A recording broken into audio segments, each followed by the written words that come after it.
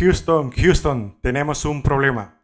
Ah, no, en este caso es Guate, Guate, tenemos el mismo problema. Guate, Guate, tenemos el mismo problema. El mismo problema de los intentos de golpe de Estado, incluso antes los golpes de Estado, encabezados por líderes caudillos militares. Hoy, encabezados incluso por miembros de la sociedad civil que, conformados dentro de un grupo, por llamarle de alguna manera élite, integrado por militares, empresarios y narcopolíticos que practican la pornocracia en nuestro país, han intentado en los últimos años destruir el sistema político de nuestro país y las bases de la democracia. Una democracia que si se pierde hoy y ha costado muchas décadas de construcción, nos tardaremos toda una generación y tal vez 2 generaciones en ver lo poco que hoy hemos construido. Así es que, amable usuario de este canal, pregúntese usted por qué es que tenemos estos problemas en Guatemala hoy. Pregúntese por qué tenemos el espacio tan ralentizado por parte de las relaciones entre los países que se hacen llamar amigos como las potencias mundiales, quienes nos podrían ayudar a detectar, como lo hacen muy bien a través del espionaje, y podernos hacer conocer quiénes son las personas que están detrás de este plan. Es imposible, no seamos ingenuos. Para mencionar un nombre, Curuchiche. Curuchiche no tiene la capacidad y no tiene el contacto ni el poder para lograr influenciar tanto dentro del sistema nacional y dentro sobre todo del sistema de justicia. A pesar de todo lo que se dice, él al final del día es un simple funcionario. ¿Quiénes están detrás de él? ¿Quiénes están financiando este proyecto? ¿Quiénes son los que han hecho el plan maestro? Aquí viene un punto bien importante y es aquí donde el país pequeño de Guatemala debe de solicitar la ayuda de países grandes que cuentan con agencias de inteligencia capaces de poder revelar este secreto y podernos decir quiénes están integrando este grupo de terroristas contra el Estado de Guatemala, cómo se está financiando, quiénes son las personas con nombre y apellido dentro del territorio nacional que están involucradas, cómo es que funcionan. También no hay que descartar que grupos como el narcotráfico, como el terrorismo, puedan estar vinculados en este plan. Guatemala, por su ubicación geográfica, es vital para muchos países vecinos, tanto en el sur como en el norte, que las condiciones políticas, económicas y sociales en el país funcionen correctamente. Estados Unidos ha manifestado su preocupación, pero debería ir acompañada esta preocupación con acciones. Por ejemplo, regalarle a la sociedad guatemalteca un informe detallado a través de sus agencias de inteligencia, saber quiénes están dentro de ese plan. Ese plan seguramente debe de afectar sus intereses también, pero también sería muy solidario que ellos nos den la información para que la sociedad en su conjunto pueda tomar las acciones correspondientes. Y si no fuera el caso con Estados Unidos, también tenemos a nuestro querido país y socio Israel, que a través de su agencia de inteligencia Mossad podría revelar esta información fácilmente, ya que ellos han demostrado durante décadas el éxito de su trabajo. Es bien importante de que estos países hoy actúen de manera solidaria con nuestra sociedad. Los que seguimos el estudio de la geopolítica nos interesamos muchísimo en lo que dicen los medios de comunicación portavoces de los distintos estados potencia o los hegemones como se les llama. En el caso de Guatemala, el Washington Post, quien es el periódico de la élite o del establishment en Washington, informa en su portada del diario de fecha 20 de agosto del año 2023 que candidato anticorrupción obtiene victoria aplastante en votación en Guatemala. Está firmado por Nick Wiersam y María Beth Sheridan. Y está escrito en la ciudad de Guatemala. Y dice, el outsider, o sea, el fuera del círculo político, que ha prometido luchar contra la corrupción, obtuvo una victoria aplastante en las elecciones presidenciales del domingo en Guatemala. Una votación que podría marcar un punto de inflexión para una nación con una democracia tambaleante. Sin embargo, la gran pregunta cuando los guatemaltecos emitieron sus votos no era solo si Bernardo Arévalo ganaría. Se trataba de si se le permitiría gobernar. Los fiscales intentaron sin éxito suspender a su partido después de que terminara sorpresivamente en el segundo lugar en la primera ronda de votación del 25 de junio. Funcionarios estadounidenses y de la Unión Europea, así como de la Organización de Estados Americanos, presionaron al gobierno para que le permitiera una carrera justa. Interesante, esos tres bloques han presionado al gobierno de Yamatei para que le permitiera una carrera justa. Increíble. Lo sabe. Conocen que el gobierno, a través de grupos conformados por militares, escúchese bien, militares, conformados por empresarios y por una clase pseudopolítica, narcopolítica y pornopolítica, están tratando de provocar un golpe de Estado ipso iuris si se pudiera, y en el peor de los casos ipso facto, o sea, a través de la fuerza. Pero siguiendo con el artículo dice, las implicaciones de la votación del domingo van mucho más allá de lo que este país exportador de café de 17 millones de habitantes puede predecir. Es el país más pobre de América Latina. Guatemala es una fuente importante de inmigración irregular hacia Estados Unidos y es un importante conducto para la cocaína colombiana con destino al mercado estadounidense. La administración del presidente Biden cuando asumió el cargo, prometió combatir la corrupción y apoyar un Estado de Derecho más sólido en Centroamérica, como forma de disuadir la migración. Pero en Guatemala, así como en Nicaragua y El Salvador, las instituciones democráticas, incluido el Poder Judicial independiente, han erosionado. Tenemos que hacer mencionar, y esto es mi punto de vista, de que la partida de la CICIG en Guatemala significó un serio retroceso y un ataque directo al Estado de Derecho. Solo hay que mencionar que durante la gestión de la CICIG en Guatemala, muchos funcionarios o personas intocables dentro de la sociedad guatemalteca, incluso el mismísimo rector de la Universidad de San Carlos, Estuardo Gálvez, fue investigado y procesado por sus actos en contra del mismo sistema judicial guatemalteco, sin mencionar que también estuvo involucrado en actos de corrupción.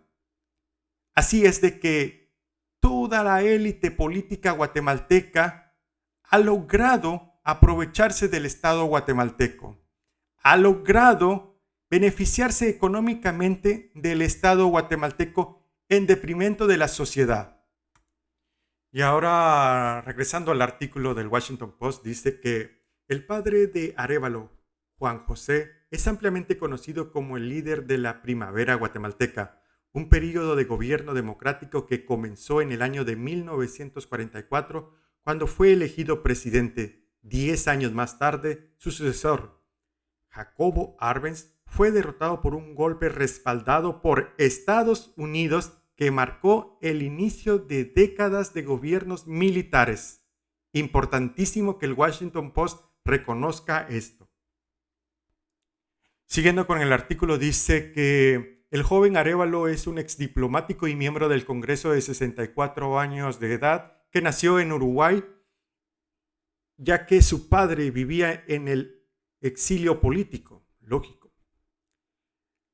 La resonante victoria del domingo de su partido Semilla marcó un cambio sustancial en la estructura política de Guatemala, de una serie de líderes en su mayoría conservadores a un socialdemócrata. Sin embargo, Arévalo enfrenta numerosos obstáculos, entre ellos Los fiscales todavía están tratando de despojar a su partido de la personalidad jurídica, alegando irregularidades en su registro del año 2018. Su partido también está siendo investigado por presuntas violaciones en el resultado de la primera vuelta. Arévalo ha negado los cargos y los calificó de motivos políticamente contradictorios a su ideología.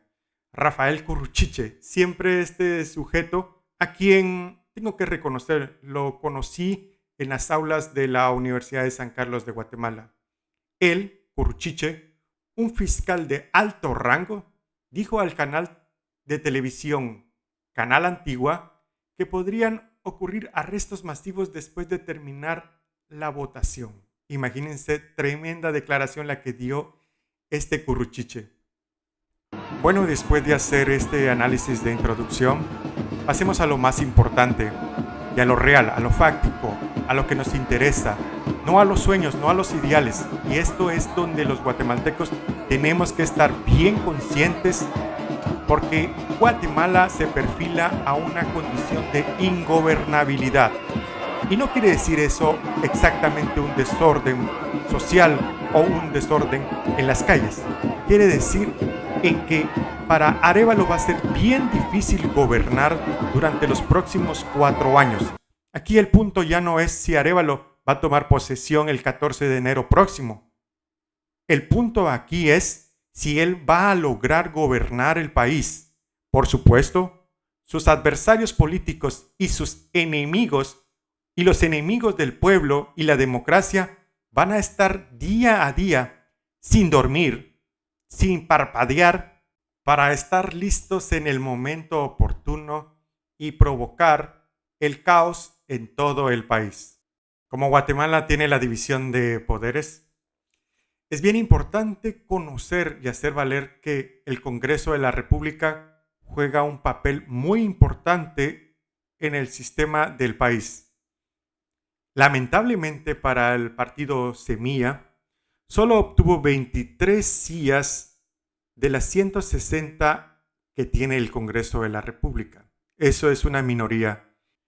Y para lograr los cambios que se propone en su plan de gobierno, como mínimo necesitaba 81 escaños o 81 sillas en el Congreso de la República, y eso le va a hacer la vida imposible porque va a tener que negociar con los innombrables del Vamos, UNE, Cabal, Viva, Valor, Bustos, WINA, PPN, Bien, la, y todos esos partidos de pacotilla que existen en el país. Así es de que para el próximo presidente y para su equipo de gobierno, la situación pinta difícil.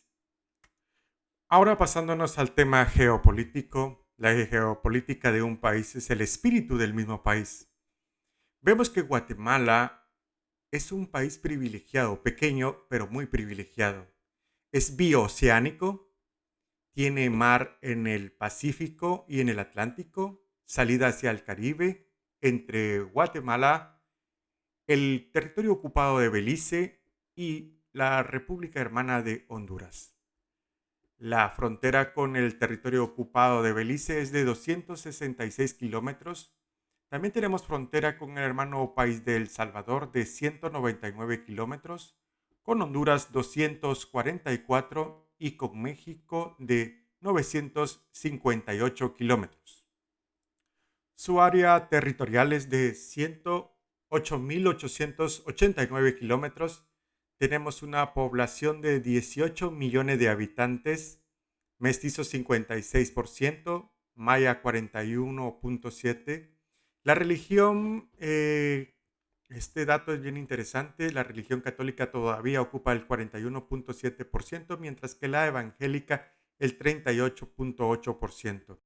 El informe estadístico realizado por el Instituto de Washington menciona que Guatemala es el país más poblado de América Central y también Guatemala es el país más fértil en toda América Latina.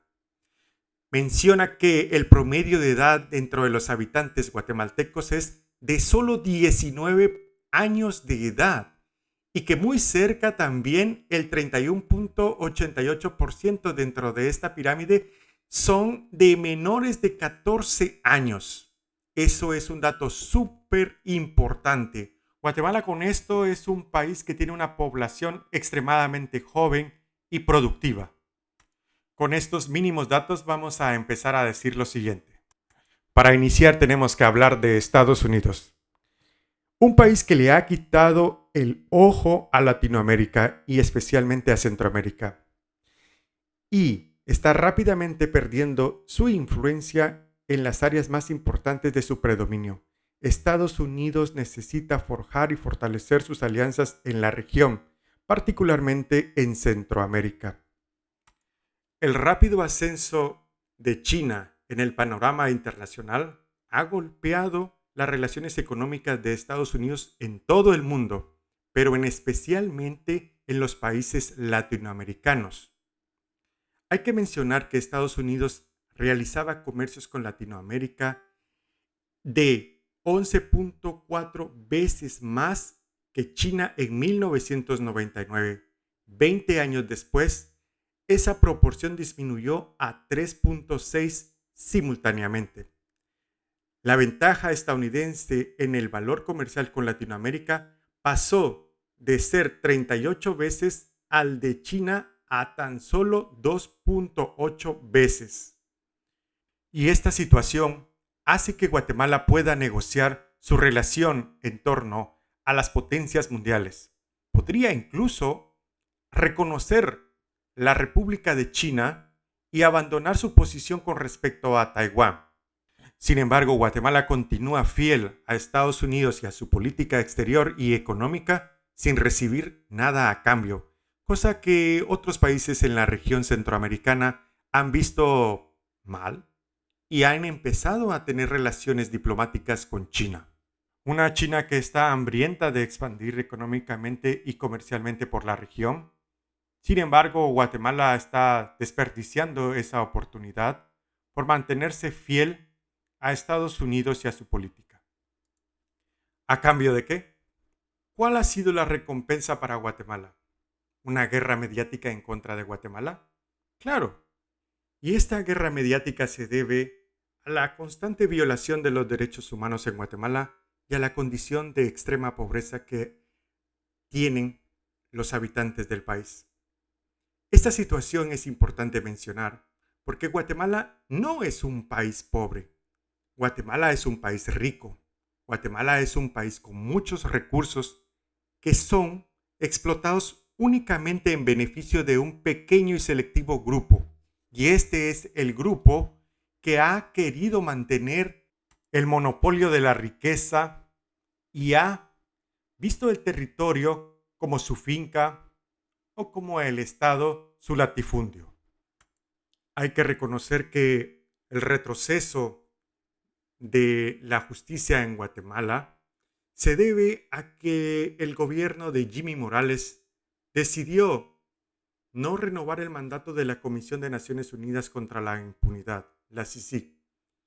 Esto ha sido tergiversado en muchos lugares en el mundo, creyendo que Guatemala está favoreciendo la impunidad y la violencia, cuando es claramente lo opuesto. La sociedad guatemalteca está pidiendo auxilio para lograr que el Estado de Derecho se fortalezca en el país, pero por el contrario, organizaciones como la Fundación Soros o las organizaciones que operan en el lobby de Washington han hecho que en Guatemala el proceso de democratización y el fortalecimiento de las instituciones vaya en retroceso. La debilidad del Estado de Guatemala se debe fortalecer con el apoyo de los países y organizaciones que busquen el desarrollo y el beneficio de nuestro país, acompañando a la población civil en el proceso de democratización y fortalecimiento de las instituciones. El Estado debe de ir en beneficio de los ciudadanos y no en beneficio de las élites económicas corruptas. Es por eso que Estados Unidos, el hegemón del área, debe de apoyar a los países de la región para fortalecer sus sistemas, no solamente beneficiarse económicamente de sus recursos. La inestabilidad de Guatemala y de toda la región repercute en la emigración de miles y miles de ciudadanos hacia su territorio para huir de la pobreza. Pero por el otro lado tenemos a China, interesante jugador dentro del tablero de ajedrez. China es un país extremadamente rico ahora y se disputa el primer lugar en el país más rico del mundo, con Estados Unidos. Sin embargo, China, al momento de hacer sus inversiones, China no le preocupa para nada si el país está siendo gobernado por civiles, por un gobierno democrático, por una dictadura militar o por cualquiera de las formas de gobierno represivo que pueda existir. A China lo único que le interesa es utilizar tus recursos y beneficiarse económicamente de la transacción económica con el país y con la clase gobernante. Esto indudablemente pone en peligro las democracias liberales, donde la división de poderes, la independencia de los poderes, donde los derechos fundamentales, los derechos de la mujer, los derechos del niño, la educación, la salud, la vivienda, la seguridad, son partes vitales del Estado de Derecho. Imaginemos entonces de que Centroamérica retorne a la década de los 70-80 y regresemos a las dictaduras. A China no le importaría mucho negociar con dictadores. No le importaría mucho decir, oye, tienes que cambiar tu esquema político para poder hacer negocios conmigo. Es por eso de que las relaciones con China son peligrosas, aunque en muchos casos son de beneficio para los países que tienen consolidado un Estado democrático. Pero en Guatemala, que hoy en el 2023 todavía estamos viendo el fantasma de los golpes de Estado impulsados por las élites militares, políticas y empresariales, eso pondría en riesgo nuestra incipiente democracia y haría que no pudiéramos ver los avances de la democracia que hoy tenemos en muchas generaciones. Entonces, geopolíticamente hablando, Guatemala tiene que hacer uso de esa carta, de ese país, de ese territorio, para poder negociar con los poderes económicos mundiales a través de un gobierno que represente los intereses de la población y no de las élites, de un gobierno que represente el Estado de Derecho y no la impunidad, de un gobierno que vigile por el bienestar de sus ciudadanos y no solo de una élite corrupta. Imagínense que un día los intereses de Guatemala, El Salvador, Honduras, Nicaragua, Costa Rica, Panamá y por qué no decirlo también los intereses de México estén unificados. Esto generaría en la región una increíble potencia económica. Vean, la India hoy es el segundo país más importante del mundo hablando en población y en proyecciones económicas. Se calcula que en el año 2050 va a superar incluso a los Estados Unidos. Eso es algo por ver. Pero los expertos en proyecciones económicas así lo predicen. Entonces imaginemos la riqueza del territorio centroamericano. Población es la más grande riqueza. Recursos naturales y la estabilidad social concentrada en educar, cuidar de la salud y la vivienda de sus ciudadanos, estas sociedades se convertirían inmediatamente en motores productivos de riqueza.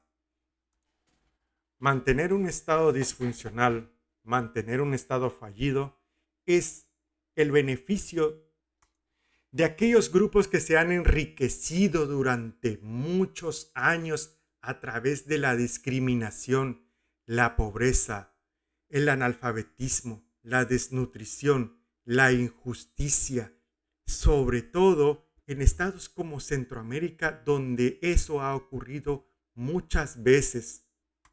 Y es así como podemos perder nuestra posición geográfica, nuestra condición geopolítica, y la riqueza que producen nuestros recursos naturales vayan en manos de unos pequeños grupos como los que hoy están tratando de impulsar un golpe de Estado en Guatemala. Cuando decimos que en Guatemala se avecina lamentablemente una situación de ingobernabilidad, Se debe simple y sencillamente que en las últimas décadas, sin importar el nombre del funcionario del Ejecutivo, sin importar los miembros del Congreso, incluso sin importar quiénes están integrando o dirigiendo el organismo judicial, existe algo que se llama la plutocracia, que es una manera en que la oligarquía ejerce el gobierno a través de sus títeres, a través de las personas que dan la cara en los partidos políticos, que son los pseudo gobernantes, pero en realidad esa oligarquía es la que está ejerciendo el control, el gobierno, a través de un sistema corrupto, disfuncional, que desemboca en un Estado fallido.